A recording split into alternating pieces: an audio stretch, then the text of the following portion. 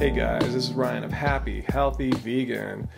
This episode is a special one for me. I got my blood work results right back here from the doctor this evening. So we're going to go take a look at them in 1 second. I do want to say one big motivation for doing this episode is because in the past I've reviewed Denise, Minger, and Jolita Brilliant's criticisms of the vegan diet, and they both asserting some major claims how you can't get things like B12 and vitamin D and all sorts of health problems that result from deficiencies on the vegan diet. However, none of these people have blood tests to back up these claims.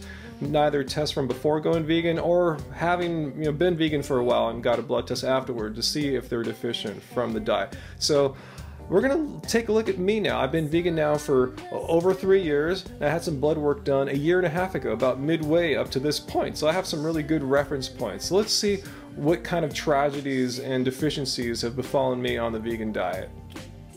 Alright guys, let's start off with a big heavy hitter here. Vitamin B12, one of the most notorious vitamins that vegans are allegedly deficient in because we don't eat any meat products, and it's supposedly only comes from meat. Well, look at me here, 442, smashing it, like, way above that 200 of the minimum in the reference range. And just like a year and a half ago, smashing it then too. No problems with vitamin B12.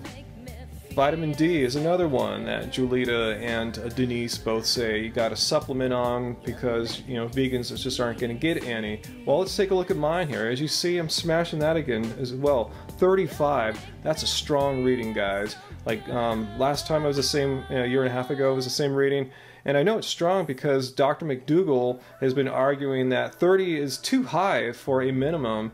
It should be more like 20. He's in the 20s, and so is his family, and he feels they're healthy. So either way, a lot of people would be envious to have a vitamin D reading like this. How am I doing this, guys? With vitamin B12 and vitamin D.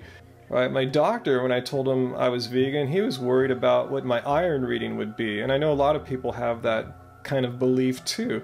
But look, at my iron reading is perfect. It's 91, well within the range of 45 to 170.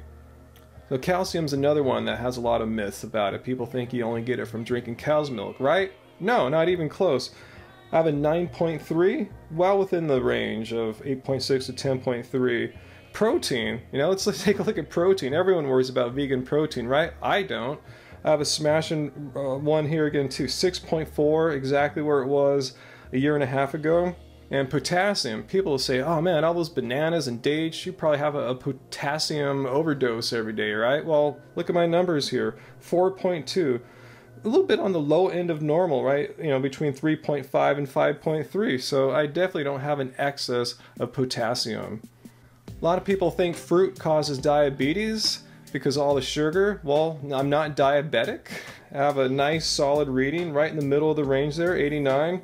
And the only issue my doctor wanted to point it out was my triglyceride levels. First of all, my cholesterol levels, they're going to smash it because I don't eat any animal products. My triglycerides were a tiny bit elevated, a little bit above. They want you to be below 150. To put that in perspective though, I've always had, since I was younger, higher triglyceride readings. I remember my doctors telling me.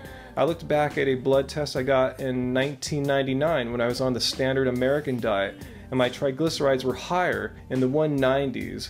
When I got my blood work done a year and a half ago, my triglycerides were a little bit below 150, so now I'm a little bit over 150, so I'm not worried. My triglycerides are definitely lower now consistently than they have been in my entire life, so I'm not worried a bit. My doctor wasn't worried a bit either. So it's over 3 years now for me on this high carb, mostly raw, all vegan diet. And as you can see, it's not a foregone conclusion that once you're on a vegan diet for this long, you're going to have deficiencies. My numbers have maintained since a year and a half ago. I'm not going down. I'm not on some kind of steady, slow decline of any sort. I'm in perfect health, and when I was visiting my doctor to get these results, I turned my iPhone on to record our conversation, and here's what he said about me. Okay, you came back very healthy. I think you're a very healthy guy, and I have no worries about you. So as you can see, my doctor is not worried in the slightest bit about me, and he doesn't get vegans all the time. I'm sure he's much more worried about his standard American diet patients than he is about me. So what do you think? Post your comments and questions down below. Do you still believe that going vegan is extreme and dangerous and will inevitably lead to all sorts of health ailments? Or what do you think? 3 years in a vegan diet, I have near perfect readings here. So I offer you some objective proof that going vegan can make you a happy, healthy vegan. So until next time, guys, keep it carb, baby. Keep it carb.